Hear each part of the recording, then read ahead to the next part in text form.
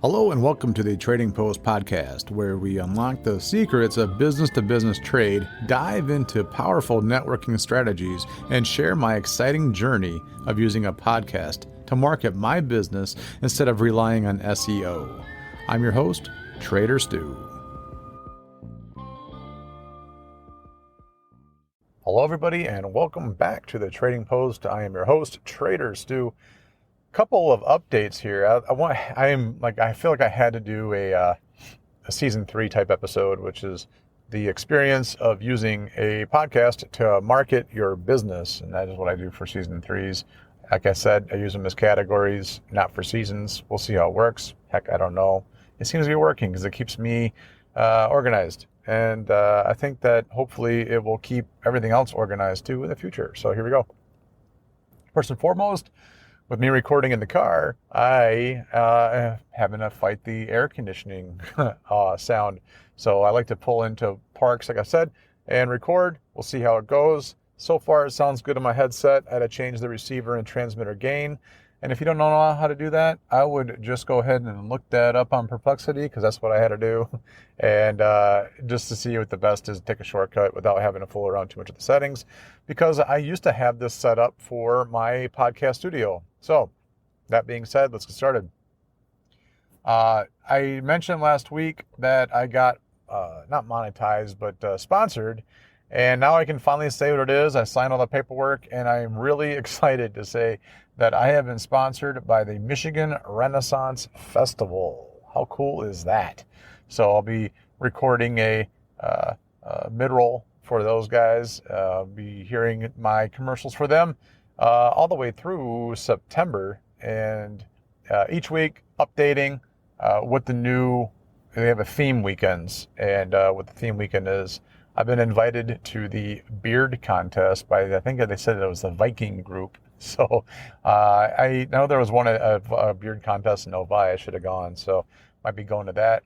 I also got a VIP/media passes for August 13th, which is before they open, and I get to network and meet with everybody else in the media, and maybe get to interview. Might hear some interviews by some of the performers, which is really cool too. I haven't done an interview yet. That maybe my first one. I don't see why not. I'll try it out. Heck, if it works, that's awesome. If not, well, hey, at least I tried it, right?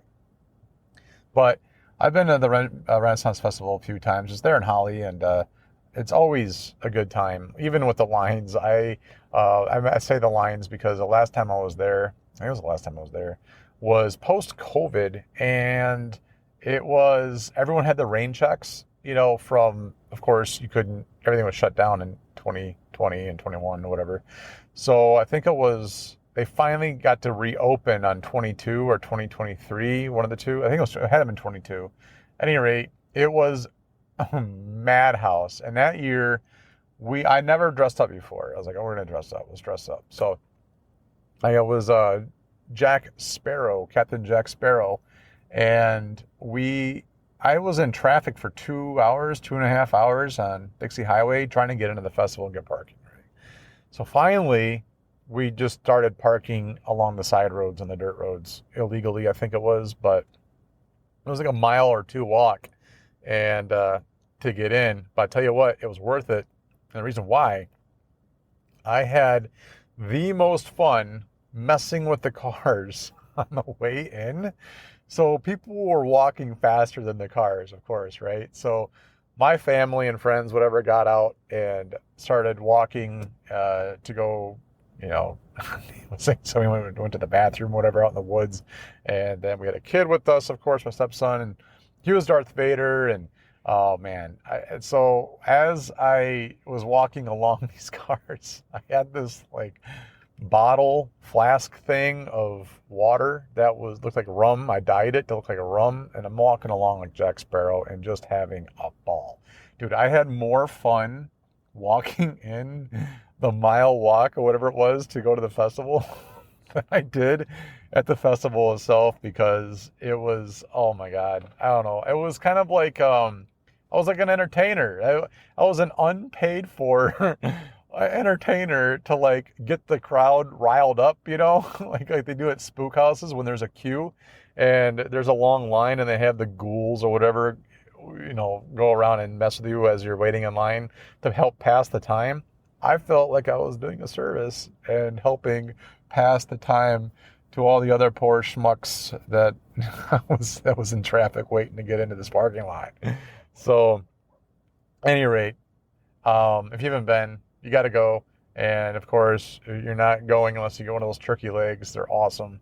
And I found a recipe for I think they're called Disney World turkey legs, copycat recipes. I haven't done it yet. It's kind of a lot of work actually.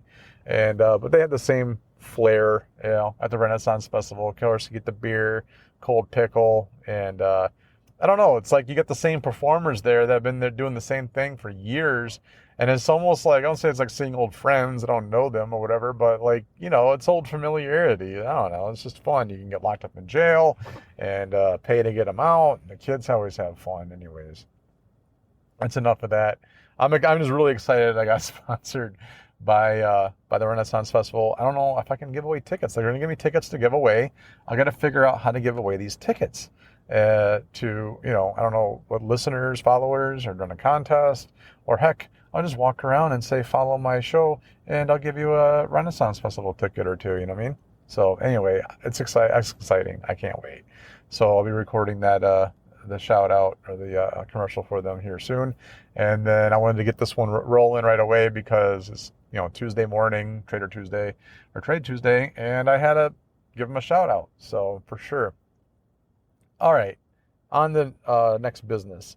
I also wanted to mention the fact that I happened to find myself in territory to help people set up their podcasts. Now, this has already happened to me twice, and something that I haven't charged for. I'm not a pro by any means. Heck, I'm still figuring out sound settings, and maybe that's just something that you figure out constantly as you go along, and no one ever talks about it because everyone thinks they're professional right away and they don't want to like reveal their secrets or whatever, or I don't know.